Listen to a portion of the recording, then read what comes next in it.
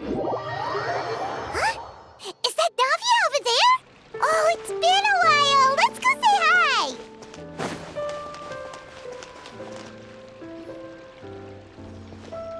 Hey, Navia! What you up to? Shh! Get lost, Monica! I don't want to see you back here until you're ready to wake up and start doing things properly! Right now, you're a disgrace to my kitchen and to the Hotel de Boer name! It was an accident. I'm sorry, did you hear me asking for excuses? No, I'll do better, I promise. Why is she so aggressive? She won't even listen to what the poor girl has to say. Oh, hey, cut her some slack. You gotta at least hear her out. Wait! Huh? Who do you think you are telling me? Wait a sec. Navia? So, you're bringing backup now. Suit yourself! You're still wasting your time!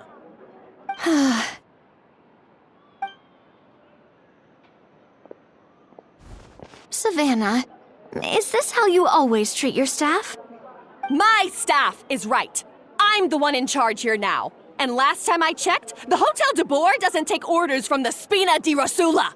Of course. How you run your kitchen is none of our business. But when a member of your staff is so overworked he becomes gravely ill, that most definitely is our business. We're going to stand up for him, whether you like it or not. Overworked?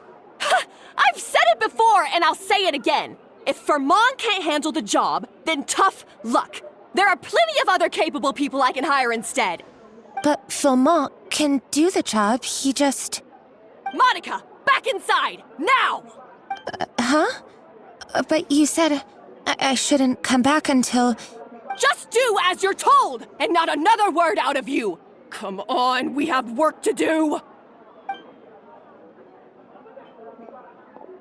Wow, what a horrible person. Sorry. Looks like I've dragged you into some drama again. Her name is Savannah. She's the new head chef at Hotel de Boer. Ever since she took the job, she's been enforcing a brutal work regime and putting a huge amount of pressure on her staff. One guy was so overworked, he collapsed from illness. He's been bedridden for days, and he can barely even talk properly. I'm sorry. It's all my fault. I don't deserve to be a chef. At his family's request, the Spina di Rosula is trying to mediate on his behalf. We're not exactly making a ton of progress, as you saw. Savannah is adamant that Vermont's exhaustion and illness have nothing to do with her or how she's been running her kitchen. She's refusing to have any kind of meaningful dialogue with us. Our next thought was to talk to the other chefs at the restaurant and get a better idea of their working conditions. But with Savannah watching them like a hawk, no one has been willing to open up. And that's why I'm here, doing it the old-fashioned way. Camping out, watching, and waiting for an opportunity. Oh, shoot. It all makes sense now. Sorry. Paimon should have thunked before she spoke. Did Paimon ruin everything? Oh, no, not at all, Paimon. Honestly, the way she was laying into Monica, someone had to step in. I'm sure I would have piped up if you hadn't. And besides, I don't really think I'm built for espionage. Yeah, meaning it's gonna be all the more difficult to get the inside scoop now. Oh, I might as well head back to the Fleuve Cendre then. We'll need to come up with a whole new game plan. Paimon will join you, 'cause this is kinda all Paimon's fault. Guys, it's fine. You don't need to worry about it. That said, if you were planning to visit the Fleuve Cendre anyway, let me take you out for a meal. I'll make sure it's a proper feast. A really famous chef just joined the Spina di Rosula's tavern. Her name is... Sorry to interrupt. I just wanted to apologize for the scene you witnessed just now. We shouldn't subject our customers to that. This is a small token from us. It's some candy from Monica. She asked me to make sure it was delivered into your hands. Monica's the one apologizing? Huh. Clearly Savannah is the one who owes an apology. Our head chef has been a little highly strung lately. Sorry for everything. All right. Since there's candy, Paimon will drop it. Not the candy. Thank you for understanding. We'll make sure to pass your feedback on to Miss Savannah. A little highly strung, huh? Paimon doesn't get it. How did someone like her even become head chef? Well, according to Fermat's family, she hasn't always been like this. But that's a story for another time. Let's try this candy. Oh, Paimon totally gets it. Come on, dig in! Huh? Hold on, there's something written on the wrapper. Find Escoffier?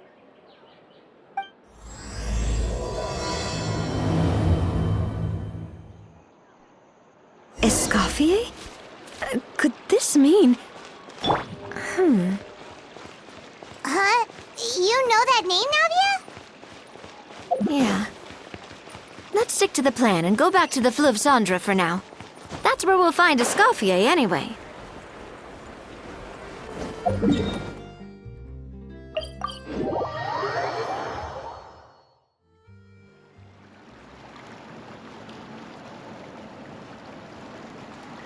So, who is this Escoffier, anyway?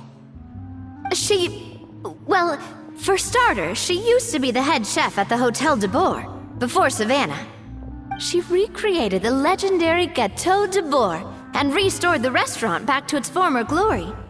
Safe to say, she's the most renowned head chef in the Hotel de Bourg's history, after the culinary genius Modeste himself. Gâteau de Bourg? That's the super exclusive cake that they only sell a few slices a day, right? Wow. Why the heck would she let Savannah take her place? Well, apparently, the Hotel de Bourg was reported for a safety incident. Someone claimed that the kitchen was adding an illegal substance to their menu. But none of the chefs had any idea how it could have gotten into the food. In the end, Escoffier decided that as head chef, she should take responsibility. And she was sent to the Fortress of Meripede. The Fortress of Meripede? Well, you're right. The quantity of the substance they found was fairly minimal. Even the guards believed the whole thing was probably just an accident. Escoffier didn't have to stay in the fortress for long, but still, by the time she returned, the role of head chef had already passed to Savannah. So that's what happened. Paimon still thinks it's really unfair. Even though Escoffier is no longer head chef at the hotel, she's still well respected by the staff. So, I'm guessing what Monica wants is for us to convince Escoffier to try and negotiate with Savannah on the staff's behalf. Oh, Paimon gets it! Monica wants Escoffier to come back and kick Savannah out. It's simple. If the new head chef is stressing everyone out, then the solution is just get the old one back. Well, about that... You thought cream of mushroom soup was ready to serve after 3.5 minutes on the stove! You'd have had more sense serving hot water with ice cubes. At least then you wouldn't have wasted all this perfectly good cream and mushroom! What do you say, Hilaire? I'm sorry, Cream. I'm sorry, Mushroom. As you can see, Escoffier is that kind of chef as well. You have to leave it on the heat for long enough to allow those flavors the chance to come out. Don't be fooled by the aroma when the water first starts to boil. Got it? Yes, Chef. Then go back and do it again.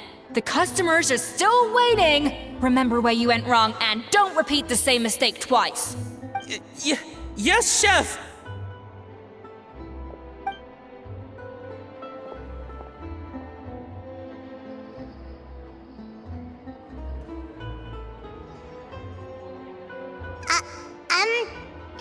dishes, I swear! Waiting to be served? Sorry, we're pretty busy. I'm afraid you have to join the line. Oh, no, we're not here to eat. So you're not paying customers? Then I'm afraid the wait will be even longer. It's hard to talk to Escoffier when she's in the zone. Let's take a seat. We can catch up while we wait.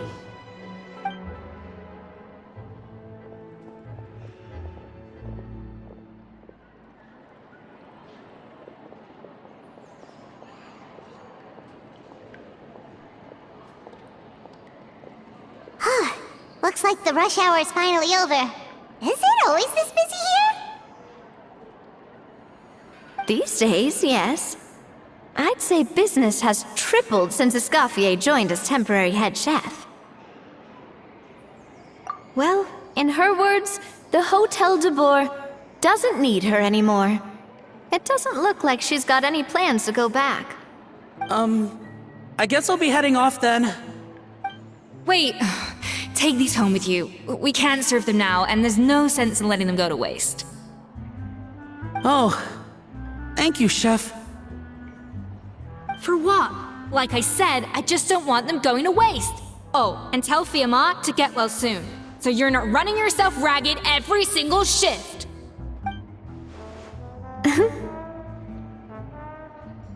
Fiamma. That's the second time we've heard that name. Who is that again? He's the chef that fell ill from stress. Hilaire is his son. And with Mom stuck at home taking care of Dad, he decided to pick up some work to help pay the bills. Escoffier knows their situation, so she's been making some extra food every day for him to take home.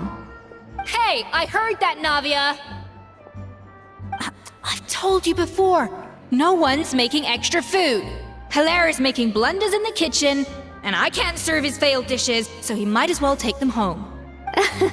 Yeah, failed dishes that just so happen to be nutritionally complete every single time. So you two must be the world-famous traveler and his companion, Paimon. Yes? Is there something I can help you with? Oh, so you know us already. We'll skip the introduction then. We are here to talk about Savannah. I certainly am. The Spina's headquarters are right next to the tavern. And I've lost count of the number of times Navia's come to pester me about it. But I don't work for the Hotel de Boer anymore. And being ex-head chef doesn't give me the right to interfere with that business. Besides, I'm the one who persuaded Savannah to take the job in the first place. What? Well, she was a much gentler person back then. A little timid even. She wasn't at all confident that she was the right fit for the role. That's hard to believe. Are we definitely talking about the same Savannah here? Honestly, I do wonder if she's just emulating me. I mean, I'm not the most pleasant head chef to be around either. Anyway, suffice to say that given the history between us, it'll be tricky for me to tell her she's doing her job wrong without coming across like a huge hypocrite. Fiamma and the others probably think that Savannah gets it all from me. I wouldn't be so sure about that, Escoffier. Look at this note we got from Monica. She mentioned me. Whatever shortcomings you feel you have, it looks like Monica still trusts you. As for the others, well, how can you know what they think unless you ask them? Monica. Plus, it's not like we're asking you to storm in there and raise hell. We're only in the initial phase of our investigation. All we're trying to do is get the other chefs to open up to us. Oh, Monica. Oh, Monica! Escoffier? I can't believe her! Powdered sugar is supposed to be applied sparingly. Look at all that on the wrapper. It's thicker than the sole of my shoe. Unbelievable! I won't stand for this. She has to learn. Come on, we're going. Wait, so now she's, Let's go catch up to her. We don't want to keep her waiting.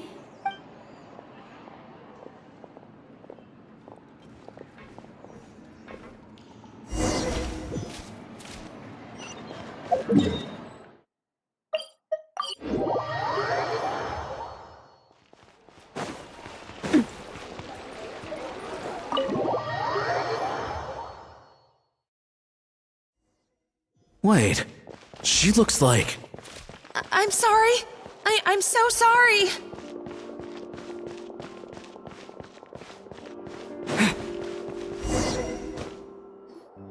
I'm sorry, I'm so sorry. I messed up your order. Oh, I wouldn't go that far. Maybe the taste is a little off, but if you hadn't brought it up, I don't think I would have noticed. But, please, you have to forgive me or Chef is gonna... Okay, I know. I'll kneel before you. What the heck? Get up, Monica! Can't you see that you're just making your customer feel more awkward? Escoffier? If you want forgiveness, then do what any self-respecting chef would do. Make the dish again. And this time, get it right. You cannot go begging your customers to feel sorry for you. Savannah said that I'm not allowed back in the kitchen until I've corrected my mistake. But if I can't go back into the kitchen, I can't do the dish over. That's some backwards logic. How can you fix your mistake without being allowed to cook? If this is what Fermat had to put up with, then no wonder he had a breakdown. We apologize for interrupting your meal, sir. It's fine. With my layman's palate, it's not like I can tell the difference anyway. I was actually quite enjoying my meal until she appeared out of nowhere and started apologizing. Gave me a bit of a fright, to be honest. Oh, well, it's because Chef Savannah tasted a bit of the leftover soup from my pot and then threw me out of the kitchen. Gosh, that's pretty strict. Has she always been that way? I don't recall things being like this when Escoffier was head chef here. I gotta say, you're all looking a little worse for wear these days. I mean, Escoffier was strict too, but I think the difference is that her criticism was more constructive, so you knew what you did wrong and how to improve, and we all knew that it came from a good place. Chef Escoffier was hard on us because she truly wanted us to reach her level. But these days, whenever we make a mistake, we just get told to wake up, get your head in the game, or just do it again. And it's only gotten worse since word got out that Chef Escoffier had started working again in the Fleuve Cendre. Monica, you don't need to call me chef. I'm not the boss here anymore. Yeah, but through no fault of your own. What happened back then, that wasn't on you, and all of us know that. That banquet was a huge event, and so many staff were involved every step of the way. With so many moving parts, there's no way of knowing how that lumiline ended up in the food we served. Lumiline? What's that? A new drug from the Fontaine Research Institute, produced from an extract of the lumitwell. Apparently it sharpens the senses, so they used it to treat people with impaired responses to stimuli. Oh, yeah, I've heard about that. They found out you can use it as a flavor enhancer since it stimulates the taste buds. Makes things pretty addictive. They also found that overuse can have mood-altering effects and even lead to nerve damage. So it quickly ended up on the guards' list of controlled substances. Unfortunately, however, some food products containing the additive had already made it to the market by the time the guards banned it from the restaurant industry. Everyone knows that in all likelihood, someone probably just purchased a batch of contaminated ingredients by mistake. But you took all the blame. We all know why. You just didn't want to see this turn into a place where tensions are constantly running high, because everyone's suspicious of each other all the time. And now look at you, a fry chef in the Fleuve Cendre. What are you trying to say? Sure, the Spina's Tavern is no Hotel de Boer, but come on, it's not that bad, is it? Oh, the Fleuve Cendre, you say? Great. That's where I'm dining from now on. Monica, I'm very happy with my current job. And there's no changing the past. We just have to let bygones be bygones. Besides, at the end of the day, I was the head chef, regardless of whose mistake it was. Ultimately, the responsibility lay with me. If only Savannah was half the boss you were. I'm sorry? Do you have a problem with my conduct as head chef? No. No, Chef. So, you do remember who's boss? Escoffier? I thought you'd left this place for good. What are you doing back here? What happened to you, Savannah? Why are you acting like this? When I turned this place over to you, You made me the head chef and gave up your right to tell me how to do my job. You're not the boss here anymore, so stop acting like you own the place. Whoa. Sounds like someone has a chip on her shoulder. Oh, Savannah! My God, have you grown a temper since I last saw you? Have you put even half the amount of energy into improving your cooking skills, or are you still using the Pluie Lotus as an off-brand marcotte, thinking no one can tell the difference? That's none of your business! What happened to not storming in and raising hell? Ho ho! I was not expecting to see something this spicy as soon as Escoffier returned. Huh? Fanagem? Aye, miladies. Might I make a humble suggestion? Given that we have ourselves a tête-à-tête between chefs at the Hôtel de Bord, I dare say it would be de rigueur to settle this the traditional way. The traditional way? That can only mean one thing. That's right! I'm talking, of course, about the tradition established by Modeste himself.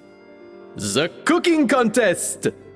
According to legend, the founders of Hôtel de Bord, Modeste and Savelli, used this method to resolve all of their disputes. Everything from petty arguments over next week's menu to disagreements over the strategic direction of the restaurant. The cooking contest would decide who had the final say. It sounds like they had a lot of free time on their hands. Well, it might sound that way to us. But in fact, the cooking contest played an enormous role in motivating chefs to hone their skills, reaching new heights of excellence in the culinary arts. And indeed, the reintroduction of this institution in recent years has surely been instrumental in transforming the Hôtel de Bord into the top-ranking restaurant in Fontaine. Reintroduction? Someone brought it back? Who? What say you, Escoffier? Surely you of all people won't back down from this challenge. It was you who put the rule in place, after all. Sure, I reinstated it, but I'm not a chef at Hôtel de Bord anymore. Isn't this bending the rules a little? I see no issue as long as both sides agree to the terms. We could simply treat it as an exhibition of sorts. Savannah, any objections? Exhibition. Huh. No. If we're going to battle it out, let's put it all on the line. If I lose, it's up to you what happens to me. I don't want anything to happen to you. But if you lose, you hand over the Codex de Bord to me. What? The Codex de Bord? Only the legendary handbook written by the original head chef Modeste.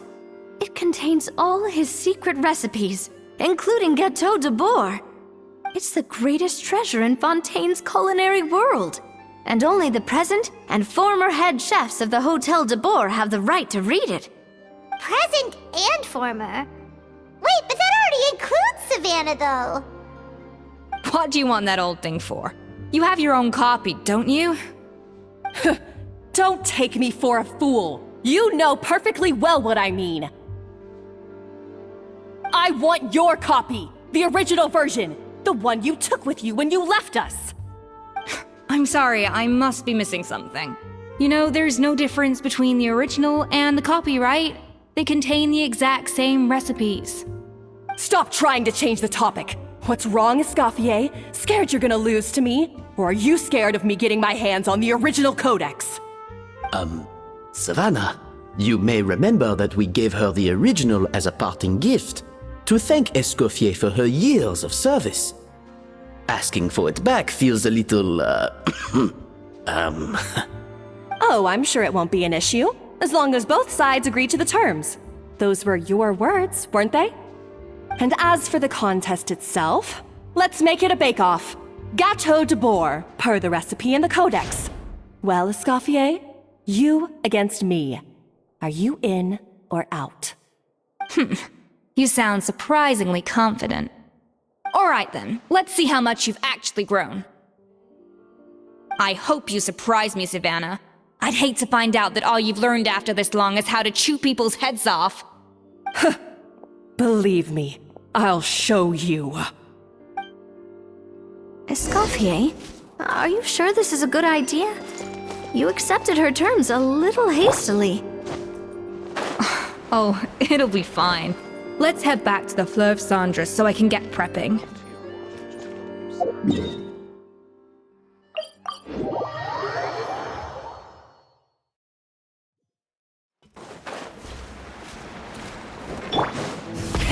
Rev the engines!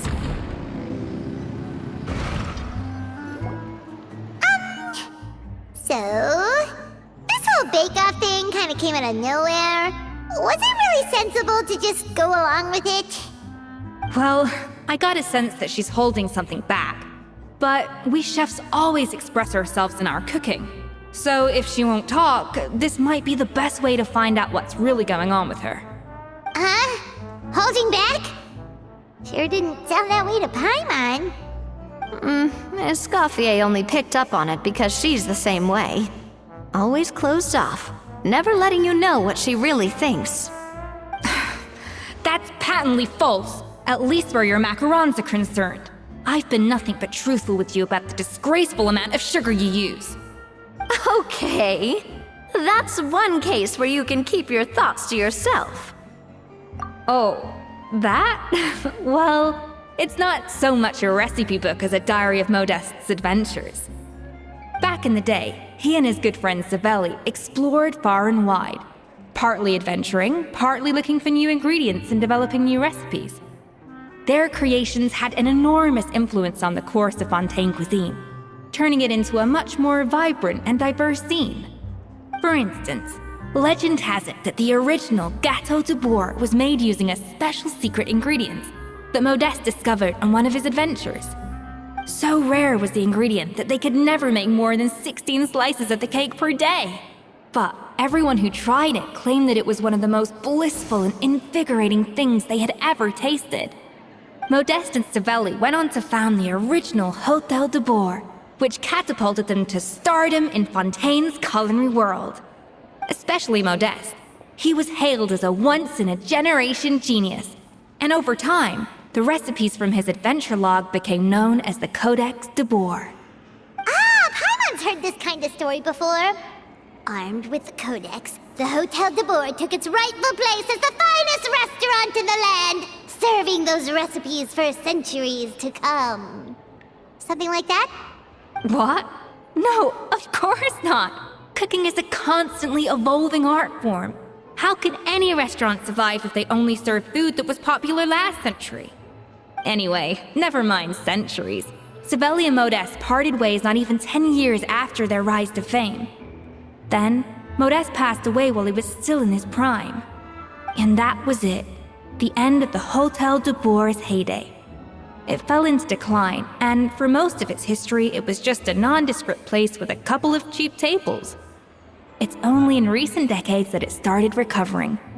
Even then, it still took numerous relocations and changes of management before we finally ended up with Vanigem and the restaurant we have today. Oh! So the Codex really isn't all that, then. Paimon figured it was like one of those mystical books they have in Liue's martial arts novels, where the main character learns all their secret powers from.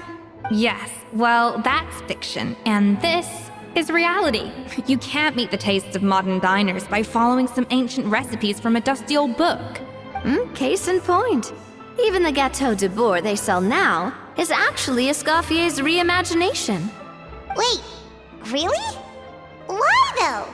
Didn't that recipe make it into the Codex? It did, but like I said, It's a dusty old book now, and the records aren't as legible as they once were. Not to mention that there's no way of finding the secret ingredient Modest wrote about. So, reimagination is right. I consulted some historical records and took what I could from the codex. But ultimately, the Gâteau de Bois of today is my own recipe.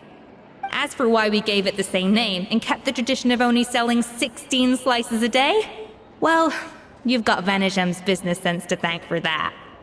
Oh. Huh. Well, that kind of takes all the mystique out of it. Hey now, it might not be the original Gâteau de Bois, but it's still the most delicious cake in Fontaine today. And who knows, maybe Escoffier's version is more suited to your palate. Just think, if the original truly was the perfect cake you're imagining it to be, there's no way the recipe would have been lost to history, right? Not to mention that the Hotel de Bois never would have fallen into a slump. Anyway, before I left my role as head chef, I made a copy of all the recipes from the codex, including my own improved versions, and turned them over to Savannah. So why is she so interested in the original copy? Could it be a symbolic thing? Like, whoever holds the original Codex de Bois is the true head chef? Well, it was clearly precious enough to give to Escoffier as a parting gift. Meanwhile, Savannah only got a copy. Maybe from her point of view, it's like management doesn't truly see her as being worthy of the role. You think so? The only thing is, it was her suggestion to gift me the original in the first place. Well, a joint decision by her and Vanigem.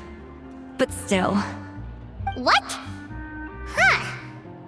Guess she's had a major change of heart since she became head chef. Yeesh. Who knows? We could speculate forever. Better to just let our gâteau do the talking. It means besting her in this bake-off, and then getting her to explain herself, even if I have to beat it out of her with a spatula. However much she's changed since we worked together, I believe that she still has her chef's pride. And if she respects the art, she'll respect the outcome of our contest. Well, I'm confident that you and your spatula can get justice for Froment. All you need to do now is win the contest. But that should be a breeze for you. Let's not get too ahead of ourselves. Gâteau de Bois is very complicated to make. Usually, it takes 3 chefs working in tandem to cover everything. Now, if I had to push it, I could probably do the work of 3 chefs myself. But I'd prefer to play it safe if I can find a couple of assistants in time. Well, that's easy. The 3 of us are veterans in the kitchen. You just need to pick 2 of us. Well, I have heard the Traveler is an accomplished cook, as well as a warrior. But be warned, I will hold you to exceptionally high standards. Think you're up to the task? Oh, count me in too. I've spent weeks perfecting my macarons after your scathing review. Even if it means competing against the Traveler, so be it. I'll show you what I'm made of. Confident. I like it. Alright, let's start with some elementary mise en place. Show me your knife skills.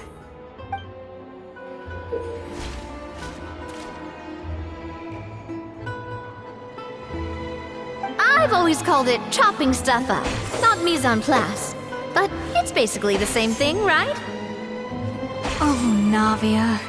The difference in... looks like you found that easier than I expected. Yeah, thankfully it was pretty straightforward in the end. You made it sound like we'd be carving statues out of fruits or something. Well, brace yourself, because the next step is anything but straightforward. I'll be using this cold press to extract flavor compounds from the ingredients. A kind of special food processor I got the Fontaine Research Institute to make for me. It uses cold temperature extraction to isolate the essence of cooking ingredients, which can then be used to flavor dishes more precisely. But this isn't exactly standard kitchen equipment, so that probably didn't make a whole lot of sense. Let me give you a demonstration instead.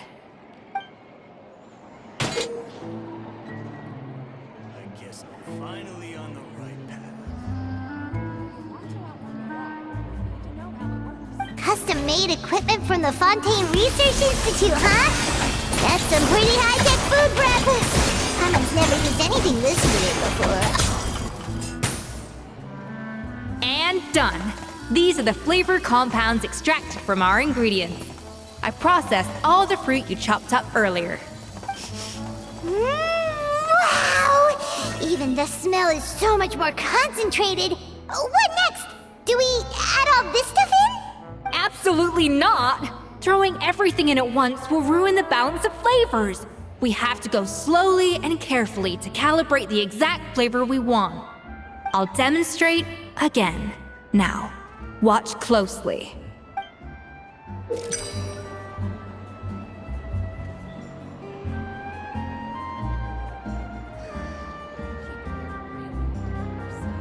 Slowly and carefully.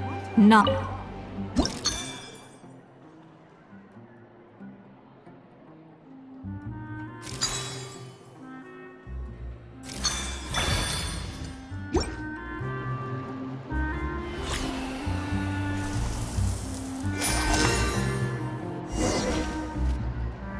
And voila!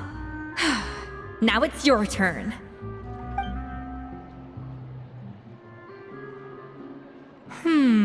Not terrible.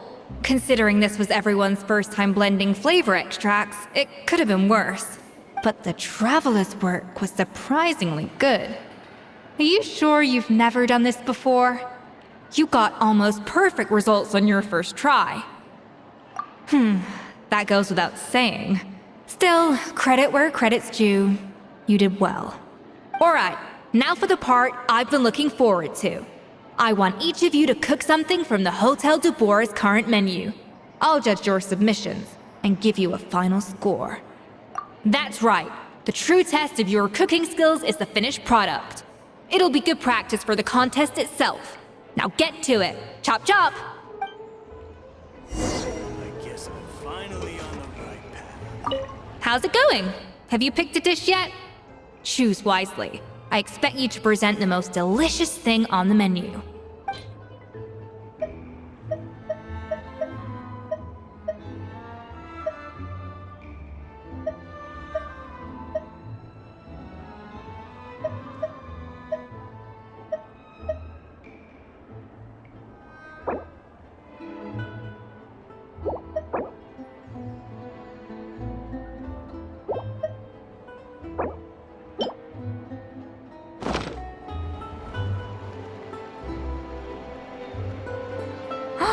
Look at that! With the grace of a snow-winged goose, as I like to say. Now, let the grating commence.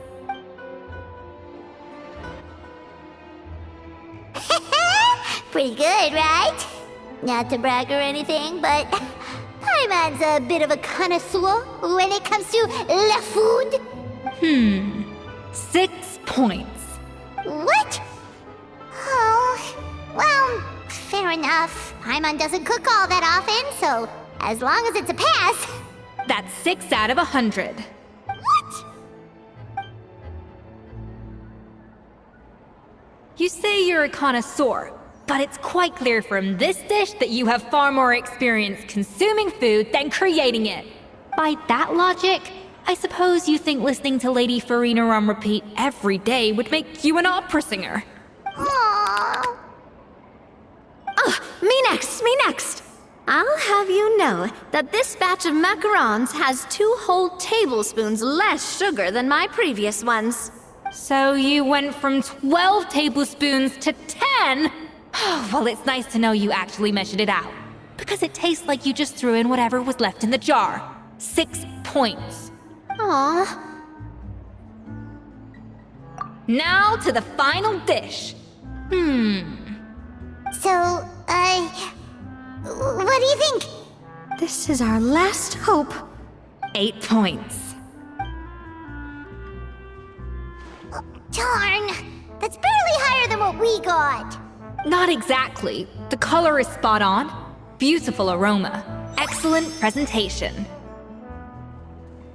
I have to give this one 8 points out of 10. Maybe even 9 points. Huh? How did you pull that off? don't get me wrong. There's room for improvement. But still, this is clearly the work of an accomplished chef. I can tell that you've put many hours of work into honing your skills in the kitchen. I can really taste the grace of the snow-winged goose in this dish. The traveler's journey, with all its trials, tribulations, and setbacks. Not to mention the frustrations of having a picky eater for a partner. Hey, you made that last part up! No way did you taste that! Well, it looks like I lost fair and square. I guess you'll be taking the Traveler as one of your assistants then? But if it takes 3 chefs, that still leaves 1 slot remaining. Maybe Paimon and Navia should keep practicing and see how it goes? Chef Escoffier! Oh, it's Hilaire! What brings you here? I heard the news about the cooking contest. You're doing Gâteau de Bois, right? I was just wondering if you needed any help? And you think you're up to the task, do you? Oh, no, I know I'm not there yet. It's actually my dad who wanted to help. Firma, last I heard, you could barely get out of bed. Chef Escoffier, Navia, Traveler, thank you all so much for everything you're doing for me and my family. I've had enough of sitting around at home while you run yourselves ragged. If you let me, I'd like to help you win this cooking contest. Yeah, I was gonna say the same thing. Don't you worry. I'll be fine. I'm feeling much better now. I'm sorry. I know I've been rather useless these past few days, but not anymore. The fact is, I'm a fine chef, despite recent events. I've proven myself in the Hotel de Bois kitchen, so if anyone's qualified to work under Chef Escoffier, it's me. I think. I mean, I hope so. Firma, have you even set foot in a kitchen since leaving Hotel de Bois? I have not, but I'm fully rested now. I know I can handle it. I'll prove it. Let me whip something up for you right now.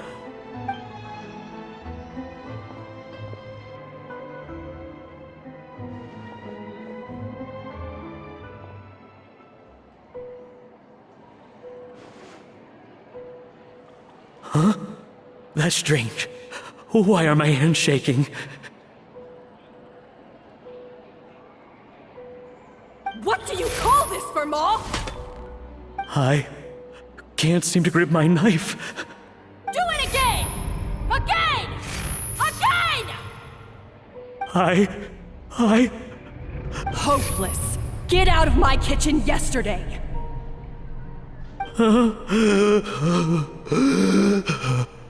Dad! What's wrong? I don't understand. I was feeling so much better, and then Will I never be able to work in a kitchen again? Dad, talk to me. What happened? I think the real issue here is not physical exhaustion, but psychological trauma. Monica, when did you get here? Probably because you were all concentrating so hard on your cooking. I didn't want to interrupt your flow. But anyway, Firma, I'm so sorry. If only I'd known how serious your situation was, I would have stood up for you sooner.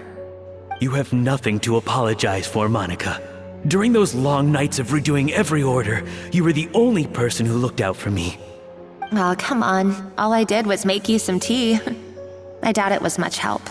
Savannah was so ruthless toward you.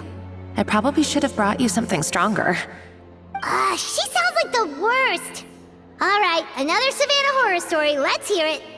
She's been getting harsher and harsher on us ever since she heard about Escoffier's new role in the Fleuve Cendre. Seems like no matter what we make, she'll find something wrong with it. What is this? It looks like a dog's been at it. In the trash now! Then she orders us to redo the dish again and again. but we never know what's going to make her happy. Do it again! Do it again! Do it again! Every time you remake it, you just get another earful from her. Either straighten yourself out or get out of my kitchen! So now, it seems like just picking up a kitchen utensil gives me flashbacks of her yelling at me. Oh man, that must be awful. The more I want to get it perfect, the more my hands shake, and the more scared I am of making another mistake. How can you give up so easily, Firma? You weren't a quitter when you were working for me. And even under Savannah, you talk about working late into the night trying to perfect your dishes. That says to me that you still hadn't lost that determination to prove yourself. What changed? I don't know what's come over me. When I think back, I just remember feeling like my heart and my hands were growing heavier and heavier as the shift went on. Each time I had to redo a dish, my heart sank a little further. Maybe Savannah was right. Maybe I am just hopeless at this. Dad. I see. Well, it sounds like there are some deep issues at work here. Ones that won't be resolved by merely seeking compensation. I will win this contest, and after that, I encourage you to approach Savannah and talk this out. But what if you can't find another assistant in time? Clearly, I'm in no state to help out. You think being one person short will ruin my chances? Let's not forget, I taught you and her everything you know. Even if I had to go it alone, I would present the perfect gâteau. Oh, well, Paimon and Navia will still keep practicing, just in case. And so will I. Yeah! And if worse comes to worse, we can always get the Spina di Rosula to put out an emergency call for chefs. There's gotta be someone out there, right? Actually, I thought maybe I could help. That's sort of why I'm here. What? Why didn't you say so? I was going to, but then... well, this is the first chance I got. You do this for us? Thank you so much, Monica. Alright, fine by me. But aren't you still working for Savannah? Joining the other side seems like a guaranteed way to put your future employment in jeopardy. I know, but it's all right. I've made up my mind. With the way things are, I can't keep working for Savannah much longer anyway. Unless I want to become the next Firma. I'm done with sucking it up. It's time to try and turn things around. If this cooking contest can get Savannah to see the error of her ways, then I'm sure she'll forgive me for this. Well, Paimon didn't think we'd be poaching from Savannah's staff to get our third person, but there you go. Anyway, Monica's a professional chef, so nothing could possibly go wrong now. Great! Then it's settled. And to congratulate you all on making the team, I propose a Spina-sponsored meal to celebrate. Spina sponsored? Wait, you mean I'm cooking? Well, I promised the traveler a feast in the Fleuve Cendre. And I know how much you've been looking forward to it. Yeah! Feast, feast, feast! Alright, if you insist, then prepare for some of the finest food of your lives.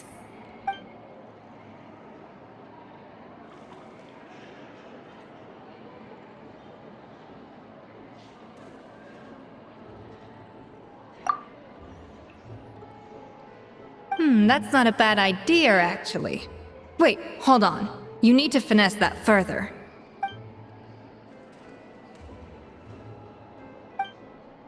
That was a dream come true. Paimon never knew Fontanian cuisine could be this good.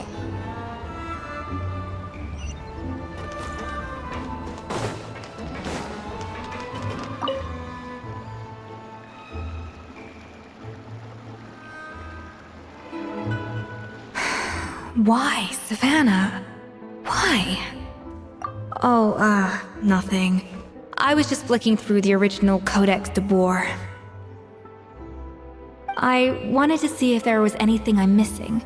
Something I hadn't noticed before. That might explain why Savannah's so desperate to get her hands on it. But I can't find anything. It's just some hastily scribbled recipes in between diary entries from Modeste's adventuring phase. And most of it's not even legible anymore. The copy I gave her not only has all the recipes in full, but even includes my own private tips and notes from years of experience. Surely that's infinitely more useful than this old thing. Yeah, maybe. Still, it's just hard for me to imagine that the Savannah I knew would go to all this effort just to make a point. We were. At least I always thought we were. She was a little shy, but meticulous with everything and everyone she dealt with. She made a few mistakes here and there, but she was quick to correct them whenever they were pointed out. And she was always striving to improve as a chef. Those qualities are why I recommended her to replace me as head chef. I never imagined for 1 second that she'd cause Fiamma and the other staff so much grief. Well, I mean to an extent, of course. I pushed hard for her to get the role. And the idea that she turned out like this because of me is difficult to come to terms with. I wonder if this is how Modeste felt back when he was writing the Codex. Yes, with his good friend and co-founder of the Hotel de Bourg, Savelli. The story goes that after Modeste unveiled his Gâteau de Bourg and was hailed as a culinary genius, he was admired and adored by all. But his newfound fame slowly drove him and Savelli apart. Unlike Modeste, whose every new creation was an instant hit, Savelli seemed to face setbacks at every turn. Doors that would swing wide open for Modeste would shut in Savelli's face. And with Modeste being whisked off to all manner of functions by his celebrity friends, he had less and less time to discuss the culinary arts with Savelli. People started gossiping about Savelli, and their relationship between the two gradually soured. Everything came to an abrupt end when Modeste, still in the prime of his life and still hailed as a genius, suddenly died from an acute illness. And that was it. They neither had a decisive split, nor got the chance to properly reconcile. Their story just came to an end. One rumor had it that Savelli actually killed Modeste out of jealousy, even as the latter was hoping to make amends. Unlikely, it's a popular theory, but there's no real basis for it. At least there are no records of Savelli ever being convicted of a crime. Still, beyond a point, there's no way of knowing what truly happened in the past. All we can do is try to make sure the present doesn't quite go as badly. And that's why I have to win this contest tomorrow. Then get the truth about everything that's been going on, even if it means cracking her open like a nut. Really? Well, I like the confidence. Don't let me down tomorrow then. You better bring your A game.